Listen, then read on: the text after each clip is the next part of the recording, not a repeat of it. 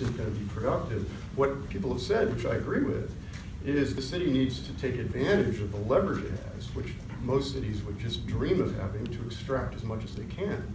And I must say, from seeing this proposal, it seems to me that's actually what's happened. It seems like there's been a lot of negotiation, there might be more negotiation, but we're getting significant amounts of money for affordable housing, and I don't think that can just be so easily deprecated. It's not like there's just money lying around for that. It's also not the case that just because we think it might be worth more than $10 million, it is worth more than $10 million. The market is what the market is.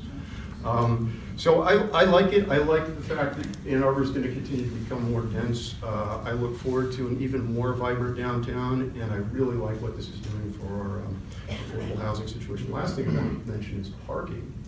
And I am certainly not a transportation expert, but I do know that for successful cities, the idea of adequate parking is a complete mirage. There's no such thing, I think, as a successful downtown that has acres of parking available for free. There's always a shortage of parking if you have a successful city. If you go to Madison, if you go to Portland, forget about Boston, forget about New York, you're not going to have enough parking. So the issue is balance, the issue is trying to do the right thing.